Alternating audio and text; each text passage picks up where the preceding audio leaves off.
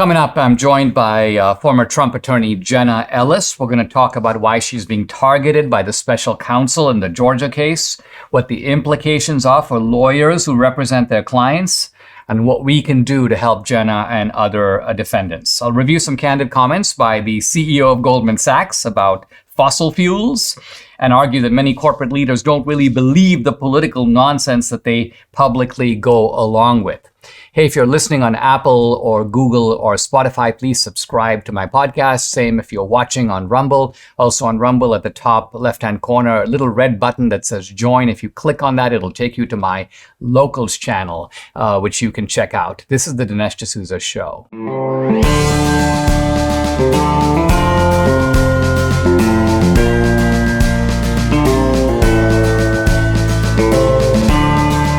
America needs this voice. The times are crazy.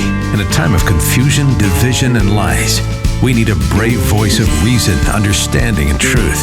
This is the Dinesh D'Souza Podcast. I want to talk about the psychology of woke corporations because we sometimes think these massive corporations are aligning themselves with some of the craziest ideas of the left.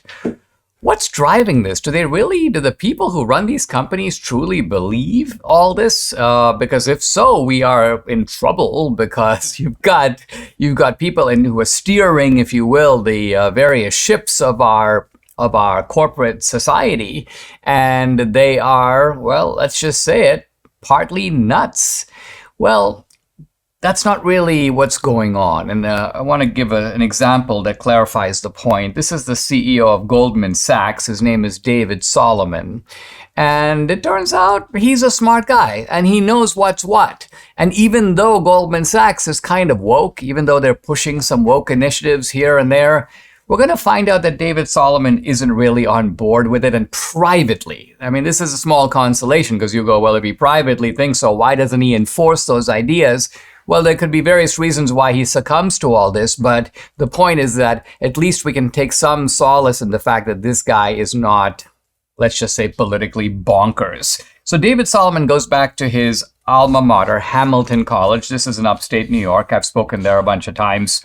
And after he gives a small talk, apparently to a relatively small group of students, and they had come to him to talk about diversity initiatives and climate and so on, and he had some interesting things to say. And we know that because afterward they wrote an angry letter to the administration saying that he had, quote, belittled them and that his comments were, quote, patronizing and disrespectful. Now, when students use this kind of gobbledygook, they don't mean he was actually disrespectful. They just mean that he said things that they don't agree with, or he rejected their premises, or he basically called them out. So let's look at what David Solomon said to these students. And this is the students' point of view, so we're taking their word for what he said. Apparently, the first thing he said was, I do more in a week to help the climate than you do in your whole life. And I think what he meant is, I deploy giant amounts of capital. And to that degree, I'm in a position to have more impact on society, but also on nature, on the climate, than you do as undergraduates. You can have sort of heated opinions and indignant points of view, but you're not really doing anything. And in fact, he goes on to say, hey, listen, are you not driving in a car? Do you not take airplane flights? Are you not using fossil fuels every single day?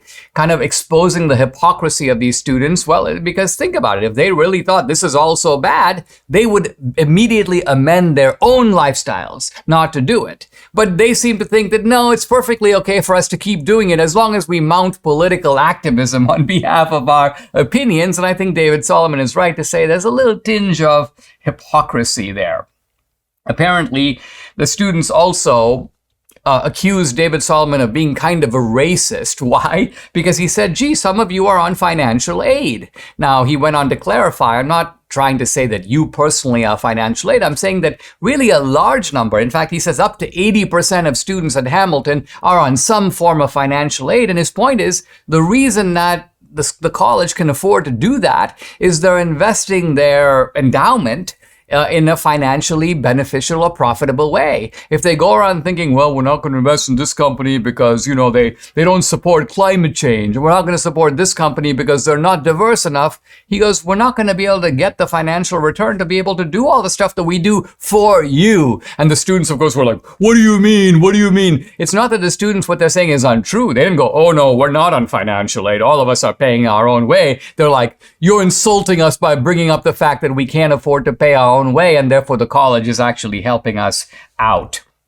And then Solomon makes a third and final point, which is, hey, listen, why don't you visit China? Why don't you visit India? See how some of the rest of the world gets along, and see that the rest of the world, in order to grow, in order to advance, in order to gain some of the same industrial, some of the same strong middle class that we have here in the West, they need fossil fuels. They even need a lot of coal, a lot of carbon. And so they don't listen to any of this nonsense. And his point is that that is a point of view that you're unfamiliar with. You somehow probably think you know better than them. Hey guys, hey Prakash, on the streets of Calcutta, aren't you familiar with the studies that show that the oceans are rising? And Prakash is like, well, I'm trying actually to buy a bicycle. I'm trying to basically move out of my hut into a normal apartment. So here's David Solomon teaching these kids about life, and guess what?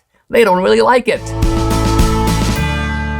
Debbie and I made a New Year's resolution to lose weight, and thankfully PhD Weight Loss came to our rescue. Debbie's already lost 24 pounds. I've lost 27. We're now both on maintenance. The program is based on science and nutrition. No injections, no pills, no long hours in the gym, no severe calorie restriction, just good, sound, scientifically proven nutrition. It's so simple. They make it easy by providing 80% of your food at no additional cost. They tell you when and what to eat, and guess what? You can do this without ever being hungry. The founder, Dr. Ashley Lucas, has her PhD in chronic disease and sports nutrition. She's also a registered dietitian. She helps people lose weight and, most important, maintain that weight loss for life. If you're ready to take the step of losing weight like Debbie and I have, call PhD Weight Loss and Nutrition at 864-644-1900, or you can find them online at myphdweightloss.com. The number again to call, write it down, 864-644-1900. It's time. Guys, I'm really happy to welcome to the podcast my friend Jenna Ellis. She's host of the Jenna Ellis Show podcast. She's also a constitutional law attorney, former senior legal advisor and personal counsel to President Trump. Her social media, at Jenna Ellis ESQ Esquire, at Jenna Ellis ESQ. And we're also going to talk about her Give, Send, Go. It's givesendgo.com/support Jenna. Jenna, great to have you. Always fun to chat, but this time not under the best circumstances. First of all, let me just express not only my sympathy, but my outrage at this kind of madness that you're being subjected to. Let's walk through that a little bit. Did you know in advance that you were going to be named in this indictment? Did you suspect it? How did you find out? Just the mechanics of it. Yeah, well, thank you so much, Dinesh, for your friendship and your support and your consistent fidelity to the principles of this wonderful country of America that we both love and cherish so much. And we're seeing that being completely torn down from the left. So thank you for your boldness. And I always appreciate joining you. So yeah, I mean, I saw this indictment come down like everybody else on national news. And that was how I learned that I was being targeted as well, along with President Trump and 17 other alleged co-conspirators. I guess I needed a fedora and some gangster paraphernalia now that I'm an alleged racketeer. I mean, it's absolutely absurd. But, this has been persistent since Trump left office. I mean, I was subpoenaed by the January 6th committee. I've had, I think it's up to like 50 different bar complaints now from the left trying to take away my ability to practice law. I've been sued in civil court. I mean, it's been totally outrageous and ridiculous. So this is just the next level of attack trying to criminalize the practice of law. I mean, Jenna, just, we've obviously talked a few times back and forth and texted a little bit back and forth. You seem to me pretty resilient. In other words, I would expect at this point someone who's been, the left is terrifying, right? Because they have such coordinated power. You've got highly funded groups that go to the bar and try to get complaints against Trump attorneys. they're trying to sort of make the kind of thing that you do, I guess, impossible to do. Or if not impossible, they want people to go, I'm not going to go into that because if I do, look what happened to Jenna. Right. And they have been trying since I was actively representing Trump while he was in office to intimidate lawyers. This is something that the lawyers that represented President Trump through the whole Russia collusion hoax had to defend challenges against their bar licenses. So even before I came on board with the president, which was just in advance of the first sham impeachment, other lawyers had already gone through that. And people were advising me and saying, don't represent Donald Trump. And I thought, well, if I won't, then who will? And that's exactly the point. Is that the left is trying to intimidate lawyers and say, we will directly target your livelihood, your credibility, and your reputation, and we will seek to utterly destroy you if you are willing to stand up for our political opponent. And if you are willing to even just go with and advocate for the hallmark of what used to be the defense bar, that everyone, regardless of your political affiliation, your faith, what you're accused of, if it's in criminal court or civil court, everyone deserves competent counsel and representation. They have a constitutionally protected right to petition the government for redress, to provide a competent defense. And yet the left is suggesting that if your name is Donald Trump or anyone associated with him, then you deserve this kind of political retaliation. And then I said, and I'm saying now, I reject that form of intimidation, because if I'm not willing to stand up for the truth, then who will? We all have to stand up for the truth, and we have to stand up for the principles and the protections of our nation's highest law. I mean, Jenna, you're making a subtle point here, which I think needs to be highlighted, and that is that there were lots of people who were sort of in with Trump, and I guess Georgia's trying to make the case that they were all part of this racketeering conspiracy, and leaving aside, it seems to me the preposterousness of that can be discussed separately. But what you're saying, that the lawyer is in a little bit of a different position. In other words, if someone is a lawyer representing a defendant accused of murder, the lawyer didn't do the murder. The lawyer is actually an advocate for a client, and our legal system wouldn't function if we didn't have that. So in theory, it's possible for someone to be a lawyer for Trump who's not a Trumpster. Well, let's take my colleague, Alan Dershowitz, who was my colleague on representing Trump for the first impeachment. He is an outspoken Democrat. He said contemporaneously with his representation of Trump that he was voting in the next election for Joe Biden. And he has consistently said that he disagrees politically with Donald Trump, but that doesn't mean that he doesn't believe in the constitutionally protected right of individuals to have competent counsel, and that he doesn't believe in the hallmark of the American adversarial system, that lawyers can defend clients even if they totally disagree with them politically, if they disagree with the alleged conduct, which I'm assuming that most criminal defense lawyers would disagree with the conduct that's being alleged against their clients. What they're doing is advocating for the process protections. They're advocating that it is the obligation of the prosecutor, whether it's prosecuting it in criminal court or it is a state prosecutor in criminal court, or if it's someone who's prosecuting a civil case, and it's just a private entity against a private person, that you have due process fundamental protections that every American deserves. This is an attack against lawyering and against the Constitution itself and the very adversarial system that enacts and provides meaningful justice to people in all kinds of situations. So this is much bigger than Donald Trump or disagreeing with him or agreeing with him politically. But the left is seeking specifically just to target conservatives and their political opposition and silence us. Let's take a pause. When we come back, more with Jenna Ellis, host of the Jenna Ellis Show, and her Give, Send, Go, givesendgo.com/support Jenna. As central banks in countries like China, India, Australia begin transitioning to a digital currency, the Federal Reserve has been contemplating the same for the US. With the digital currency, the government could track every single purchase you make.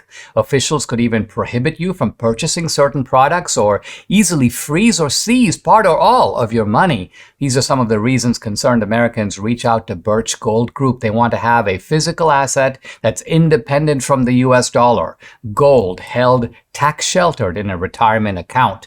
Debbie and I buy gold from Birch Gold, and we're going to buy some more to make sure that we are protected and diversified. Learn if gold is right for you, too. Text Dinesh to 989898. They'll send you a free information kit on gold. There's no obligation, just information. With an A-plus rating with the Better Business Bureau, thousands of happy customers, countless five-star reviews, Birch Gold can help you diversify into gold and protect yourself. Text Dinesh to 989898. Claim your free information kit on gold, because if a central bank digital currency becomes a reality, it'll be really nice to have some gold to depend on. I'm back with Jenna Ellis, and we're talking about political targeting and the Georgia case. Jenna, you talked about the fact that the left has this kind of scorched earth campaign, not just against Trump, but all the people who they identify to be around Trump or supporting Trump or even legally advocating for Trump. And the left sometimes tries to give the idea that, it's not a campaign against Republicans and it's not a campaign against conservatives. This is because Donald Trump is sort of a mini Hitler that has sort of surfaced in America. So Hitler circa 1933, let's call it. Do you think that this is something just personally radioactive about Trump? And so after, let's just say that they get Trump. Will they be satisfied and go, okay, Republicans, now go about your normal business. We're perfectly okay now since we got this one bad guy, the bad apple, if you will? Or do you think that this is really part of an emerging sort of political intolerance in which basically people right of center are now fair game?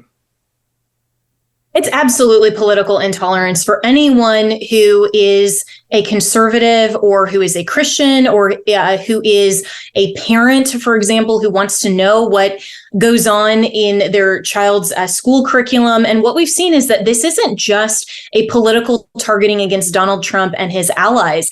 This is against anyone who's willing to stand up against the leftist narrative in any sphere. We've seen pastors who were targeted, like my own client out of Los Angeles, California, Pastor John MacArthur, who opened his church against a regime in Los Angeles County in the state of California that tried to criminalize his actions and threatened him with jail time and severe fines for simply opening his church in the middle of the pandemic narrative that was false when big box stores, marijuana dispensaries, strip clubs were open, but they were targeting pastors and churches. And thankfully, we won that lawsuit, and we have a permanent injunction now against the state of California.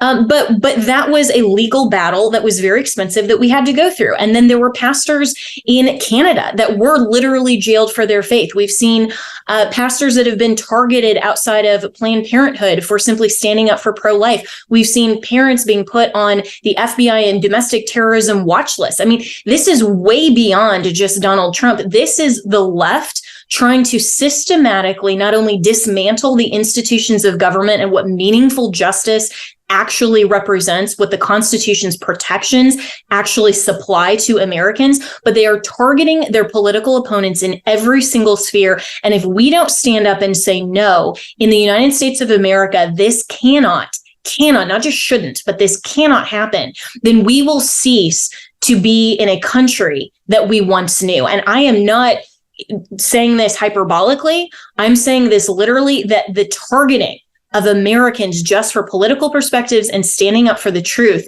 has been prolific. If you look at what Jim Jordan's weaponization of government committee is revealing about the coordination from the Biden administration to target conservative speech and censor them against the constitutionally protected right of speech. I mean, all of this is trying to dismantle the systematic constitutional protections in America. I mean, what you're saying is that our very status as a free society hangs in the balance, depends upon how we deal with this issue. And I think you're quite right. I mean, there are pro-lifers, for example, who are not Trumpsters per se. In fact, they're focused kind of on that issue. They've been hauled up. They've been charged with violating the FACE Act, supposedly obstructing access, even though they didn't obstruct anything. They're just protesting outside a Planned Parenthood clinic. And I can foresee a future in which parents who say, I'm not going to let my son transition from male to female could be prosecuted as if they're violating this kid's civil rights. And so, in other words, we can see where this is going if this train is not stopped, right?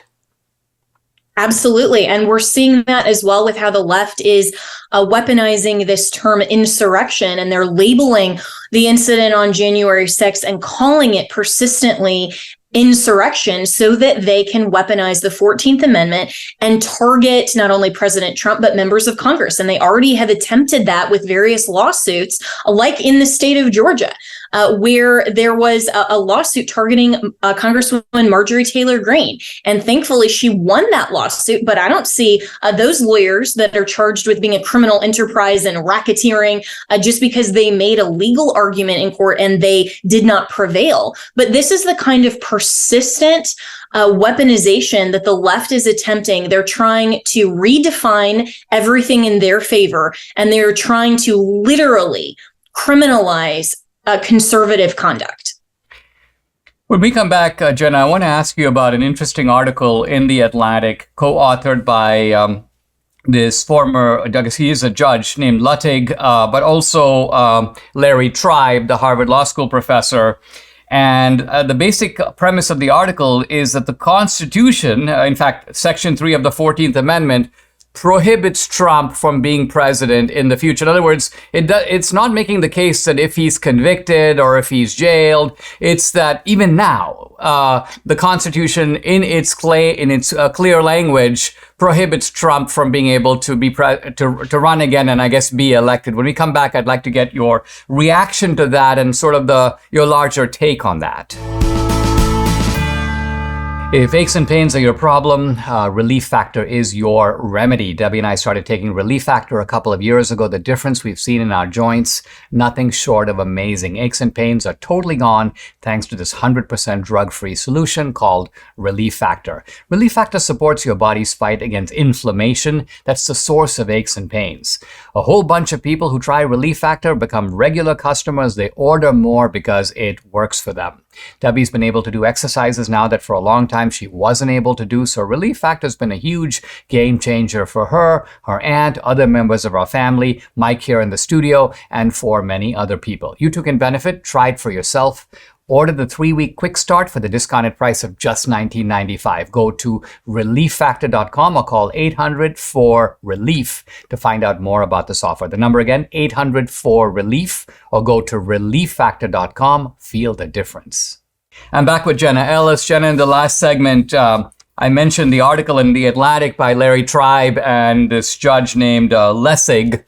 Talk a little bit about that and how interesting it is that this can come from the left. They're clearly advocating for blocking the leading candidate of the Republican Party, at least as far as polls and surveys go, from being able to achieve office if he's elected.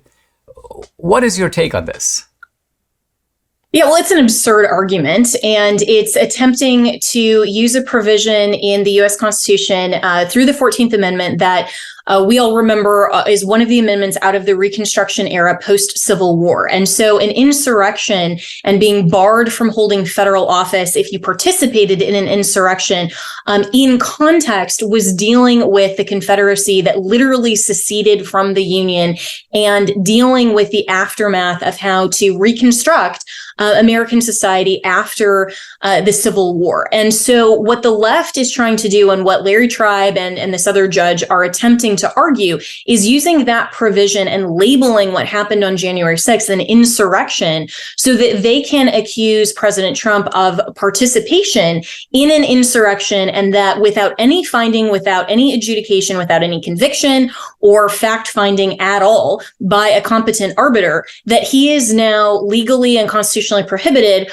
from holding federal office. It is an absolutely patently absurd argument, but these two lawyers are making this argument in the court of public opinion. They're making it through the Atlantic. I don't see them having bar complaints filed that they need to be disbarred because they're misleading the public, or they have what all of us should rightly consider a patently absurd constitutional argument. And even if there were legal challenges that were filed according to this premise as a novel concept, that's what lawyers do. They file arguments, and I would not, as a conservative, ever argue that their bar licenses or their liberty or their freedom should ever be infringed upon simply because they make an argument that I think undermines the Constitution, and I would even say undermines democracy. That wouldn't be election interference. That wouldn't be anything that is against the adversarial process. If they want to make a legal argument, we can all reject it, and we should reject it, but they're allowed to make those types of arguments. And so the analogy here that I think is really profound is that the left is on purpose, just brazenly making patently absurd arguments, knowing that they are not going to have the full weight of the government upon them from making these arguments. Yet they are trying to intimidate conservatives from making any arguments at all. I mean, what you're saying, and I think this is a key point, is that these two guys, they have a First Amendment right, and they also have the right as lawyers to make a constitutional argument, however fanciful and perhaps even absurd. And let's highlight the absurdity of this for a minute, because we've heard so much this phrase, this incantation, the insurrection. I just want to kind of get to the heart of it. So you got these guys who go into the Capitol, right? Let's say that they met with no resistance at all. Let's say, for example, that everybody went down on their knees and said, "I surrender." Here's my question. Would these people would they have taken over the U.S. government? Would they be the new legislature? Would they elect among themselves their own president? Would they start passing laws? I mean, nothing could be more absurd. In other words, if those guys had stayed in the Capitol, let's just say refused to leave, obviously cops and troops would have arrived. They would have encircled the Capitol. There would be bullhorns. Everyone, please come outside, and the whole thing would be over. So the idea that there was even an intention here to somehow overthrow the government a la Robert E. Lee or split up the country, I mean, there's a kind of laughable quality to all this. Do you think that the reason the left does this is not just because they get away with it, but because they're like, you know what? We're making these arguments in friendly territory. We're making them in democratic cities. We're making them in Washington, D.C. So however crazy we are, we're kind of hoping we'll get jurors who are just as crazy as we are. And then we're kind of all of the same mind. Well, what they're trying to do intentionally is to weaponize language. And so we've seen what they're doing even through the LGBTQ agenda as well, to say that a man can become a woman. That's patently absurd if you look at the language that they're using compared to reality in fact. But this is what the left does best. They are trying purposefully to harness a term, redefine it, misapply it, and then use it systematically for their end goals, whatever that purpose is. And so let's be clear, what happened on January 6th was absolutely reprehensible in terms of going into the Capitol building, trespass, some of those things absolutely are against the law. And I'm certainly not going to advocate that there was no criminality that day. But what I'm not going to say is that occupying a public building somehow constitutes an insurrection and an attempt to overthrow the government that the left is trying to perpetuate.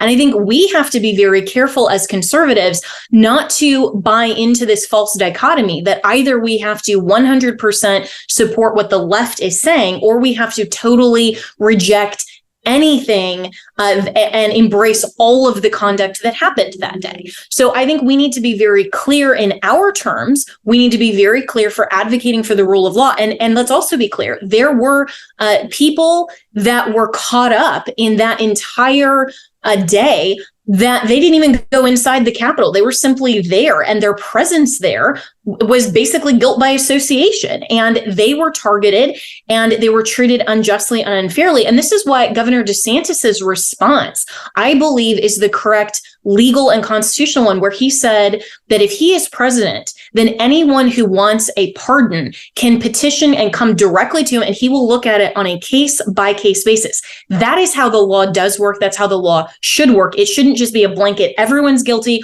or everyone is innocent. You have to look at it on a case-by-case basis and not weaponize language and misapply it, intentionally trying to promote a political instead of a just legal outcome. When we come back, more with Jenna Ellis, her Give, Send, Go, by the way, givesendgo.com/support Jenna. We'll be right back. Mike Lindell has a passion to help you get the best sleep of your life. He didn't just stop with the famous MyPillow. He also created the Giza Dream bed sheets. Now, I sleep on these bed sheets every night. They're awesome. They look and feel great, which means an even better night's sleep, which is crucial for our overall health. Mike found the world's best cotton called Giza. It's ultra soft and breathable, but also extremely durable. And Mike's latest deal is the sale of the year. For a limited time, you get 50% off the Giza Dream sheets, marking prices down as low as $29.98, depending on the size. Go to mypillow.com, enter promo code Dinesh. You'll find not just this amazing offer, but deep discounts on all the MyPillow products, the robes, the mattress topper, the slippers, MyPillow kitchen towel sets, and so much more. Call the number 800-876-0227 to take advantage of this incredible offer. The number again, 800-876-0227, or go to mypillow.com. Don't forget to use the promo code DINESH Dinesh. I'm back with Jenna Ellis, and we're talking about the Georgia case against not just Trump, but against her and a bunch of other 18 or so other defendants. Jenna, you mentioned Ron DeSantis, so let's kind of focus in on that, because there are some of the MAGA types, the Trumpsters, and, I loosely fall into that category. My career is not dependent on Trump. It long pre-existed. It was long before Trump. But on the other hand, I'm very sympathetic to the ideas in that movement. And some of these guys have been bashing you, saying, Jenna's, defected over to DeSantis and so on. And so it's almost like they wish you ill because of that. And I want to just highlight the point that this is not about that at all. The left is going after all of us, and they'll go after DeSantis with the same venom as Trump. In other words, any effective conservative. They don't mind a conservative who's ineffective or who's willing to operate within their parameters, kind of a well-behaved Republican, a Liz Cheney type, I guess, or Mitt Romney. But it seems to me like there's a there's a kind of, there is too much skirmishing, wouldn't you agree, between the DeSantis and the Trump camp? This is not something I've seen before among Republicans, a kind of acerbic quality to the whole thing that I don't like myself, and I certainly don't participate in. Talk a little bit about this issue, because I know it's been a sore spot for many in aiming some of these arrows at you. Yeah, well, it's like they forget that we've had Republican open primaries in the past, and that somehow this is kind of novel that we have the primary process. And so I think a lot of these, some of them very well-meaning, either are forgetting that, intentionally ignoring it, or this is the first time really that they've participated in politics and they don't remember a political primary before Donald Trump. And so I think two things are really important here. The first is that you have to separate advocacy as an attorney and in that professional lane from the right of every voter to select and prefer who they believe is the best candidate. Now, I can, like Alan Dershowitz, simultaneously represent clients who of all stripes across the political spectrum, even if I disagree with them, while asserting in public my personal opinion and my personal view. That's one thing. The second thing is that I completely reject this notion that just because I support Governor DeSantis as I believe the best conservative candidate on a whole host of metrics in the Republican primary for 2024, that somehow retroactively means that I didn't serve Donald Trump well, that I wasn't his best attorney, that I tried intentionally to sabotage him, or that I'm going to go against him now. No, I firmly support Donald Trump, and I've prolifically said that since 2016, against the weaponization of government from Spygate, the first two sham impeachments, the Russia host collusion, all the way through now the 4 indictments that he faces now. And so I think that we have to be very clear that what is happening to Donald Trump and the weaponization of government, we can fully and should fully stand against. But we should not confuse the jury box with the ballot box. And we can do both simultaneously, support Donald Trump against all of the legal attacks and be very thankful for what he has done in the past and in his administration and what he's doing currently, while still asking the question, who is the best person to lead this country? And if your response is Donald Trump, then great. Have that view. My response may be Governor DeSantis, or, may ultimately, by the time I get to the ballot box, someone else. But we have to be able to freely debate these issues without becoming leftists ourselves, because those in the MAGA group that would say, well, this is weaponizing against Donald Trump, but because you don't support him in the way I prefer, I'm now very grateful that you're being targeted. That is a leftist argument by saying, I'm glad that the government is coming after my political opponent. We should never, ever say that, regardless of whether we like the person or we hate the person for their political views. Yeah, I mean, Jenna, I agree with everything that you just said. I want you also to talk a little bit about the vulnerability of just being in this position with the enormous resources of the government. I mean, I saw this in a much smaller way with my campaign finance case. You suddenly realize they've got an infinite number of people and they've got, in theory, infinite resources. And look, I mean, I even saw a thing that Miranda Devine put out about how Rudy Giuliani is under the gun because of all the litigation he's subjected to. And I'm thinking, what about some of the other defendants, not just you, Jenna, but David Schaefer and many others? It's like, wow, we're now supposed to defend against this. How do we get the resources to do that? It's very hard. And I don't come from personal wealth. I have always chosen my career path based on, frankly, my Christian faith and ministry. And I've always chosen to stand up and do the right thing, even when it's not been personally wealthy for me. And so this idea that somehow we need to bifurcate and only support the individuals who we agree with politically, I think is completely the wrong way to approach this. And the reason that I would hope that President Trump and the campaign would use their legal fund to support everyone and to even support people outside of his own allies' purview is because if there is something that is truly the interests of MAGA or making America great again, then we all need to come together and say that targeting any of us for political reasons is targeting all of us, because we have to, at the end of the day, have good jurisprudential precedent that protects all of us. We have to have a good legislative solutions, and we have to ultimately have good elected officials. And if we all aren't supporting that and actively engaging in our government as we the people, then we will, if we don't stand together, then we will fall individually. And it is very, very difficult to mount a legal defense of this type of magnitude, and especially on a national scale, when I'm really just doing this myself with, thankfully, allies like you and other conservatives who understand that this is well beyond just me or Donald Trump. Well, guys, I want to close out by making a pitch to you to support Jenna and to support the other defendants as well. Jenna knows this because we've talked about this privately, but this week I'm going to put $10,000, Jenna, in your givesendgo.com. The website, by the way, is givesendgo.com/support Jenna. And I normally wouldn't mention it, but the reason I mention it is I want my podcast audience to understand that I don't ask them to do things that I'm not willing to do myself. So I think it's really important here on principle. It doesn't really matter whether Jenna is a Trumpster right now or whether she's a DeSantis person. She's on our side on this issue, and we are all in the crosshairs of the left. So please go to givesendgo.com/support Jenna. Support my friend Jenna Ellis. She really needs it, and she would really appreciate it. Jenna, thanks so much for joining me. Great to have you. Thank you so much for your support, my friend. I really sincerely appreciate you and everything that you continue to do for the conservative cause. Thank you.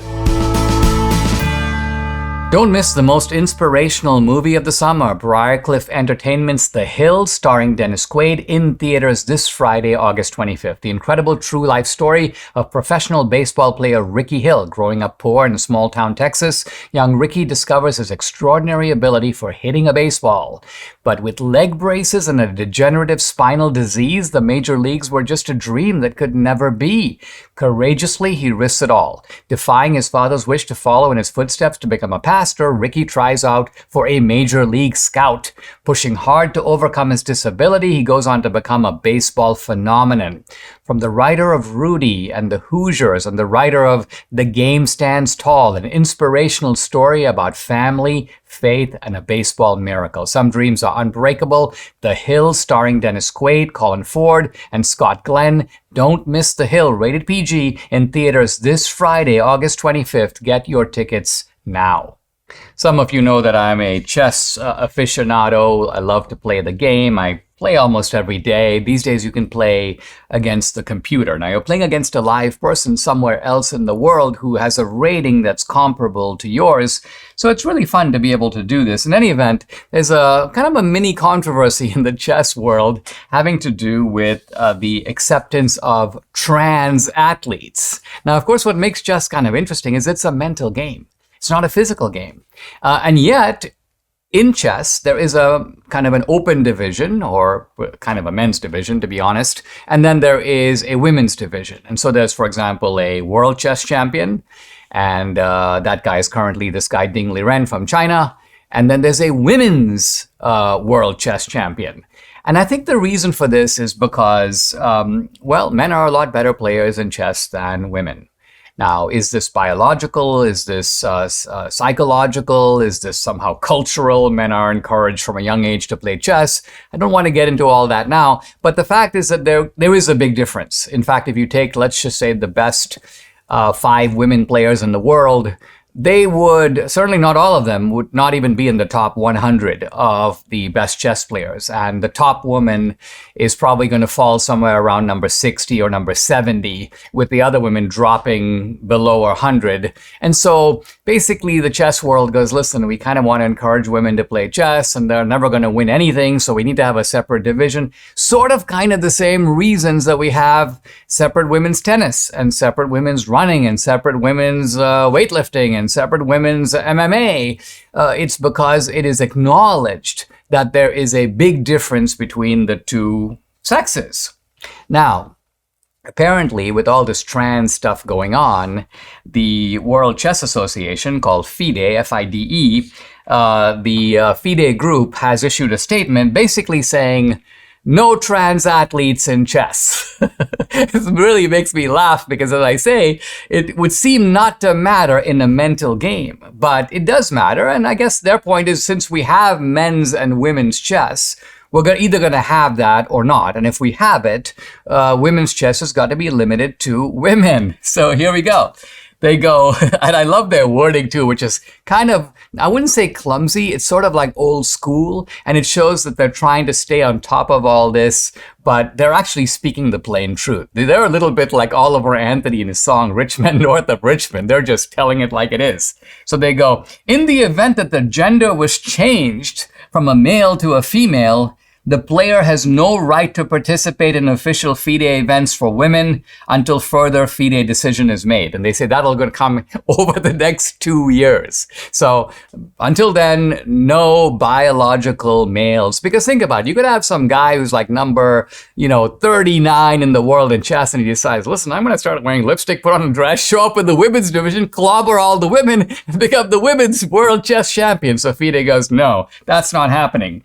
In fact, they go on to say, if a player holds any women's titles, but they change their gender to a man, the women's titles are immediately abolished. Then they go, and I love this line, those can be renewed if the person changes the gender back to a woman.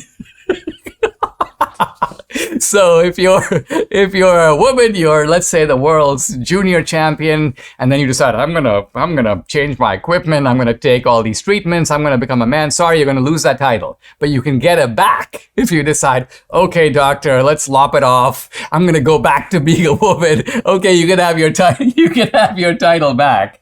They also go on to say that any Live changing gender does not exempt a player from the penalty of punishments and restrictions previously applied to this player. So in other words, if you've been caught cheating, you've been banned from playing, let's say, in Las Vegas, or you're no longer allowed to play chess in the United States, but you decide, hey, listen, I'm a new gender. I'm a new person. I'm now allowed to play. They go, no, the punishments that applied to you before transfer to your new gender identity. What they're basically saying is, we're going to put up with your rhetorical BS, but we're not really going to change the rules of the game. So here is chess, and I'm sure they're going to get some heat for this, but I think they should endure it. In fact, they are the voice of common sense, and it's the transgender people, the transgender activists, those are the real loony ones.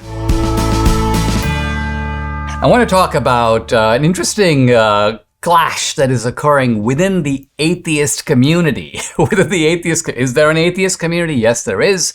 There are atheist websites, some prominent figures, some of them in science who are nevertheless outspoken atheists. And here's an interesting article by a political writer named Brendan O'Neill. It's in a website called spiked-online.com. It's called The Treachery of the Atheists. Now, the reason I have an interest in this is I did quite a bit of work in Christian apologetics. In fact, wrote 3 books within the space of about 5 years. I was debating a number of the leading atheists, including notably Christopher Hitchens, but also a dozen or so others. And the article is about how atheists, even though they claim to be champions of rationalism, they want to be champions of science, they want to be champions of facts over emotion, some of the most prominent atheists are falling hook, line, and sinker for the transgender craze. And that's the point of the article. How interesting it is that in claiming to reject divine superstition, they're perfectly willing to embrace secular superstition. And the author goes on to say, I'm not sure why this is. Is it because of intellectual cowardice? These people know better, but they want to be respectable. They want to be praised. They don't want to take any kind of heat. They don't want people going after their Substack or their websites. So is it just that these atheists are cowards? That's certainly a distinct possibility. But the other is explained by a line, I think it was Chesterton who said many years ago that if someone stops believing in God, they don't believe in nothing. They'll believe in anything. So in other words, they will find some other, if you will, theological premise to succumb to. And in this case, the theological premise is let's worship at the transgender altar, which let's just say is perhaps not quite as dignified an altar as worshiping at the altar of Christ.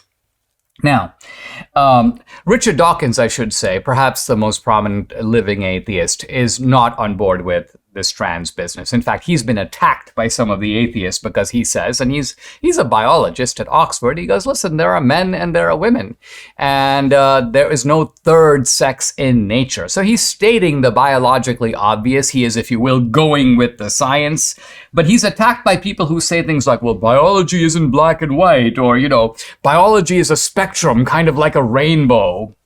Now, Neil deGrasse Tyson is a prominent astronomer, probably America's best-known scientist. And this guy was in a recent interview that I saw clips of on social media, and he goes, hey, listen, you know, you might have X chromosomes or Y chromosomes. He goes, but listen, some days a guy can wake up and feel that he's sort of female. Some days a woman can wake up and, you know, decide I'm not going to wear makeup, or I'm going to wear, you know, a masculine shirt. Now, the stupidity of this was so, I had to listen to this 2 or 3 times myself to make sure I'm hearing this from a so-called astronomer, from a professional scientist. In fact, it was my friend Chloe Cole, who's been on this podcast. She's detransitioned now because after being pressured to transition, she goes, you're confusing basic human biology with cosmetics. In other words, if you're a woman and you put on, you know, some jeans and a cowboy shirt, that doesn't make you a man. And if you're a man and you decide, hey, listen, I'm going to wear some makeup. I mean, by the way, full disclosure, I wear sometimes makeup on the podcast. Why? Because the light otherwise shines on my face. I'm actually not wearing makeup today, and maybe I look a little shinier than usual. Matt Dillahunty, another prominent atheist, completely fallen for the transgender nonsense. He says there's a big difference between, quote, what your chromosomes are and your gender identity. So he's falling for this idea that your gender identity is something that is in your mind. It's something that you make up, if you will, and it somehow overrides or trumps what your chromosomes are about. Stephen Fry, Philip Pullman, the author, Stuart Lee, all of these guys have sort of given in to what this writer calls, quote, postmodern delirium. And he goes on to make the point that this is not just the case that the atheists are sympathetic to the trans. He goes, the atheists are always telling us that reality overrides feelings. But in this case, feelings override reality. The atheists are always telling us, don't believe in any superstition. If there's not something for which there is scientific evidence, don't believe it. And yet here is something for which there is no scientific evidence, and yet they're succumbing to it. They're falling for it. In case after case, what he's saying is that these atheists are not the apostles of reason that they claim to be. And as I say, he goes into the motive of this, and he argues that it's probably cowardice, but it could also be that ultimately people are not as rational as they like to think of themselves to be. Although the atheists act like, I live my life according to reason. No, these are people who still say, I love you to their wife. And there's no sort of scientific basis for that. These are people who still act, if you will, based on normal human feelings. These are people who still have the normal human motives. I want to be liked, not just in society generally, but in my professional community. And so if all the kind of cool people I know are celebrating Pride Week and so on, I need to be along with that. I don't need to say things that are going to make them uncomfortable. Otherwise, I might not be invited over to their homes and so on. So what we have here is that atheists, it turns out, are not champions of a kind of dissected rationalism. They're human like the rest of us.